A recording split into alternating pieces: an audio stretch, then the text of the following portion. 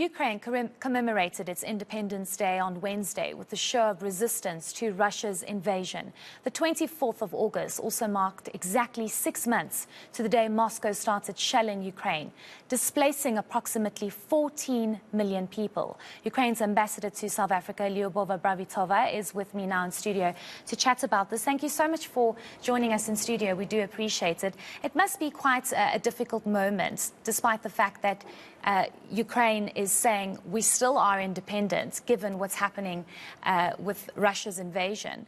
How do you feel about celebrating Independence Day on the 24th of August, seeing the state Ukraine is in at the moment?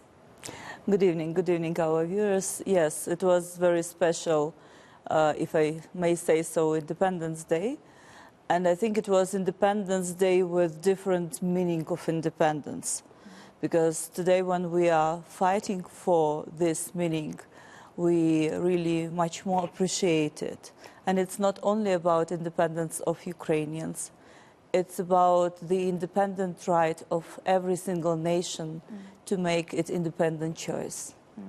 I want us to speak about the state Ukraine finds itself in. It's almost as though the world at large has almost forgotten about what is really going on and how Russia's invasion continues in Ukraine. Maybe just tell us what's going on and what the people of Ukraine are going through. As of today, almost 21% of Ukrainian territory is taken by Russians. The difference as of today is just that Russians cannot advance further into our territory because obviously we are resistant.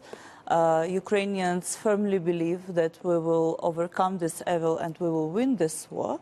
Moreover, we are getting different kinds of support, including the military assistance and latest weapons. And that is why we are not allowing Russians to go further deeper into our territories.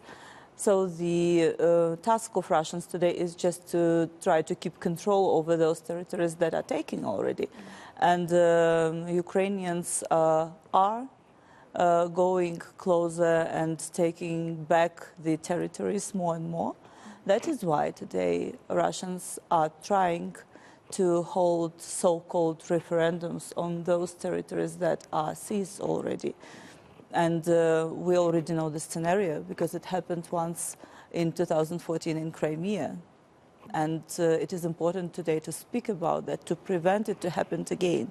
Because if we allow it now, then Russia will not stop, not only in Ukraine, but further in Europe.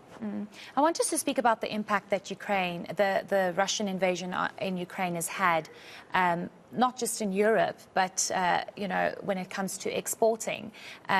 South Africans have seen a huge increase in sunflower oil, for example. I was just recently in Europe and everything has gone up. You have Europeans complaining about the cost of electricity and worried about gas and so forth. That's definitely had a huge impact. How is that situation currently? Is Ukraine trying to find a way to rebuild itself and supply to the rest of the world what it was doing before the invasion? First of all, today the world really realized how important Ukraine is and has been in the food security chain, but not only. The world is global today, and every single player in it has its role. As soon as this interrupted, the world is in trouble. We didn't anticipate globally that Ukraine, being that big in agricultural supplies, can be the invasion can be the reason for so many consequences, particularly in Africa. We started to speak about this immediately when invasion started, when Russia was blocking our ports, when dozens of ships were sitting with agricultural commodities without any possibility to leave the ports.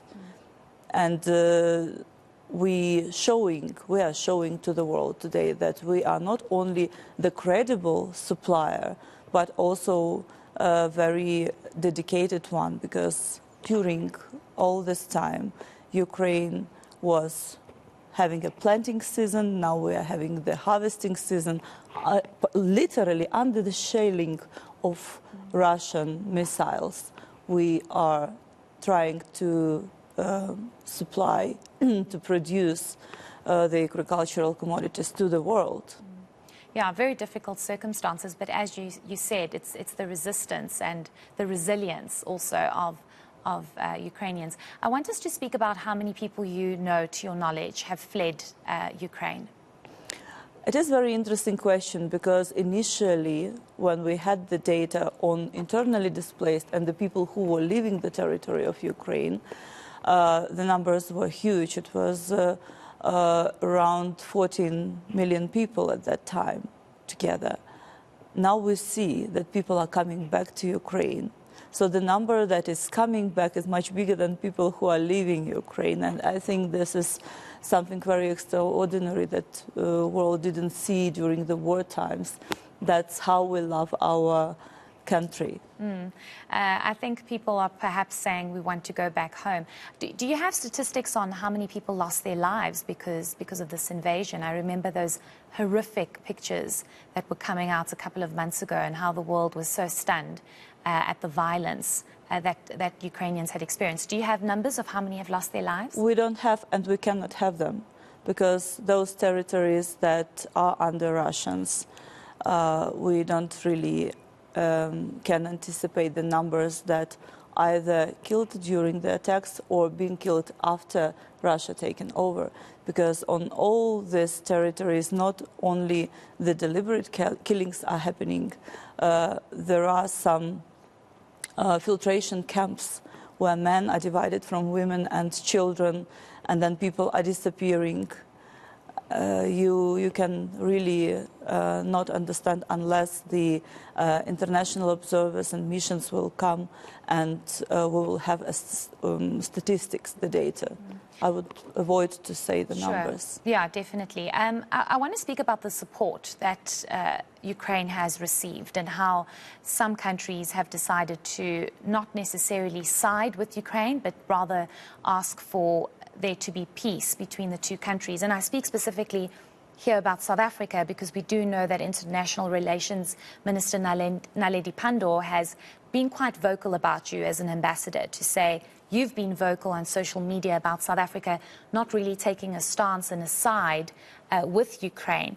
How does that make you feel that, you know, South Africa doesn't really have a stance on this, but more of a over approach to say there should be peace?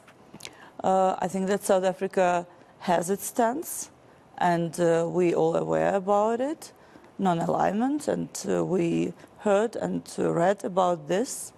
My appeal was about being able to deliver my message as Ukrainian representative of my government and of my president.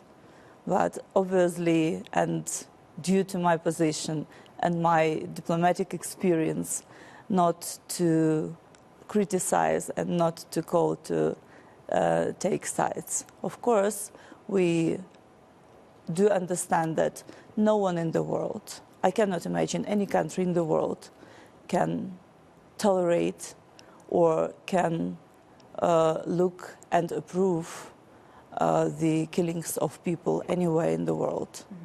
And I'm sure it's not the case with South Africa. So what do you say with the fact that the Minister Naledi Pandor rebuked you for what she called unfortunate statements you made? We are talking about the March, when invasion just started, and about my attempts to talk on the possible highest level about the situation, just delivering the message from Ukraine to South Africa, nothing more than this. I don't want to put too much pressure on you, but would you have wanted South Africa to not be non-alignment, to actually come out and say, this is our support? Obviously, and it's not putting pressure on me. I think any ambassador in the world, being in my situation, the situation of my country, when we've seen those huge atrocities, those huge violations of human rights, of humanitarian law happening in Ukraine, when your students, South African students in Ukraine, who are under missile attacks, under the threat of Russian soldiers. Of course, I would want to feel the support, but I do respect the position of the country who is hosting me. Okay, fair enough. I want us to go back to the state of Ukraine just very quickly because I've been told we don't have much time left. But I understand that iodine tablets have been distributed to locals living in Ukraine near the nuclear power plant. And this is alarming because there's a huge health risk here. Do you know anything more about this and how dire the situation is? The Zaporizhzhia nuclear plant is the biggest nuclear plant in Europe and third biggest nuclear plant in the world. And what Russia is doing today is basically nuclear blackmailing of the world, because it is keeping control over it and it is accumulating weapons in it. How precise their weapons when they are making their missile attacks, it's also very questionable. That's why we all are at threat of this. We already had in Ukraine in 1986 the example of how damageable it can be when Chernobyl happened. So I really make a lot of effort to speak to the governments where I'm accredited in about how damageable this can be to all of us. Certainly, I think that will have far-reaching consequences. But thank you so much for your time. I do appreciate you coming through and giving us your perspective and insight, and we wish you all the best. Thank you so much for your time. That's Ukraine's ambassador to South Africa, Liubov Abravitova.